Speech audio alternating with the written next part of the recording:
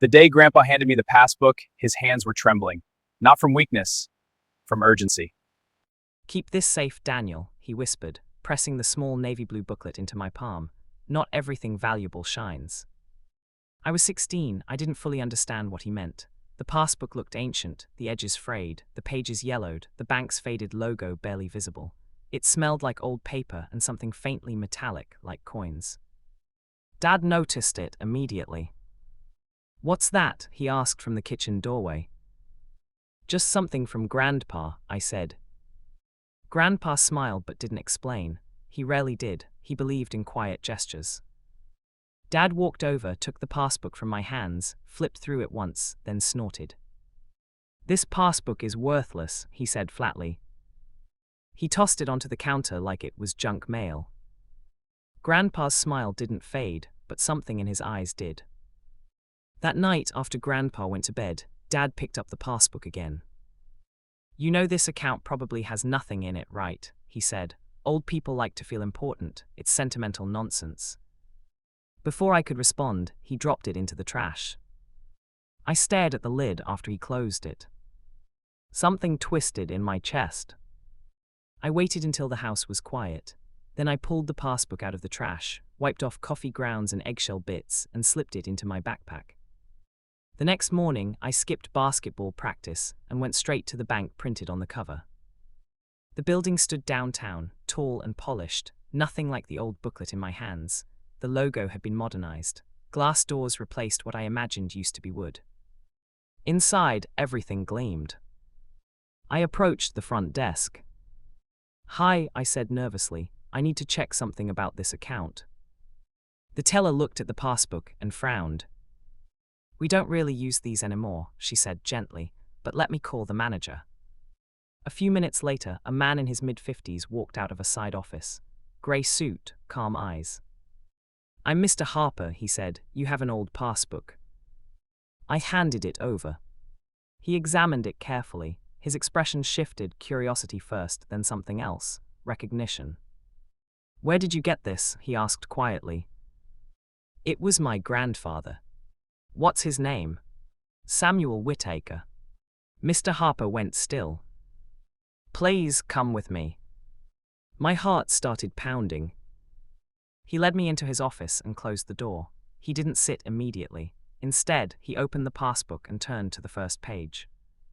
"This account was opened in 1972, he said. "Do you know what your grandfather did back then?" "He worked at the steel factory." Mr. Harper nodded slowly.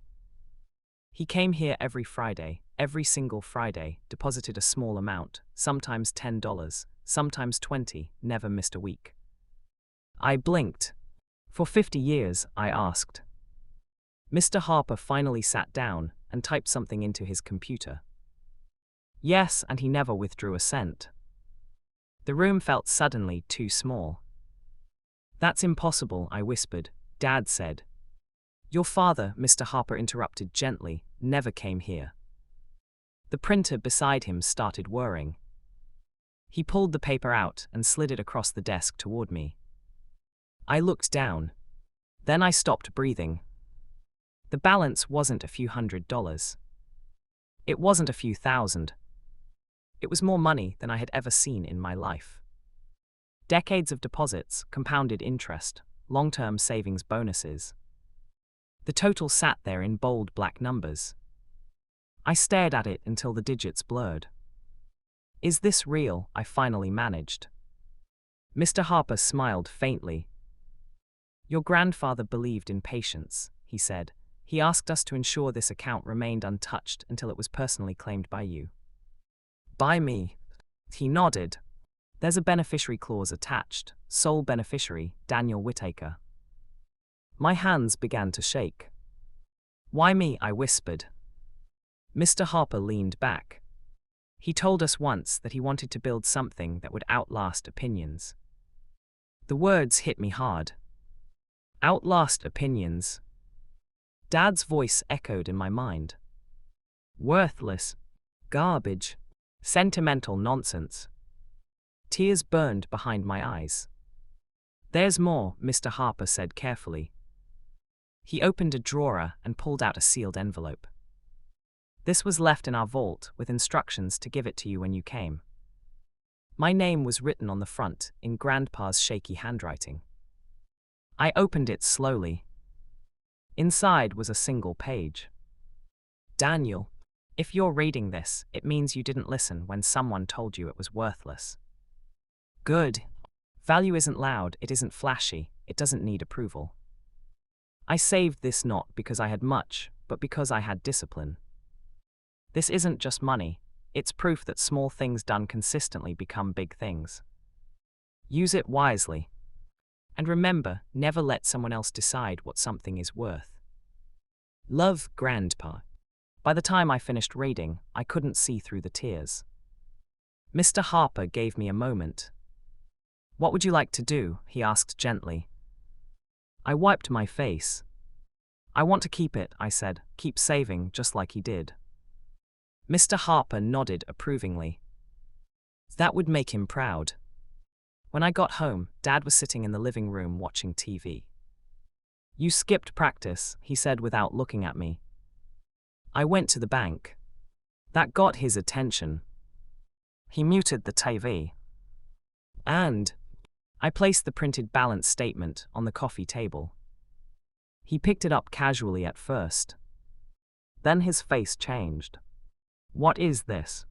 That worthless passbook, I said quietly. He read the numbers twice. 3 times.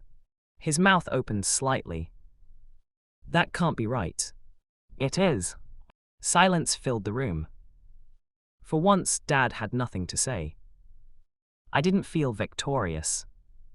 I didn't feel smug. I felt sad. Because Grandpa had known. He had known his own son wouldn't see the value. That's why he gave it to me. Dad finally looked up. I didn't know, he said softly. I know. That night, I sat in Grandpa's old chair after he'd gone to bed. I held the passbook in my hands. It didn't look any different. Still worn. Still faded. Still quiet. But now I understood. Value doesn't shout. It builds. Slowly, patiently, week after week. And sometimes the things people throw away are the very things that change your life.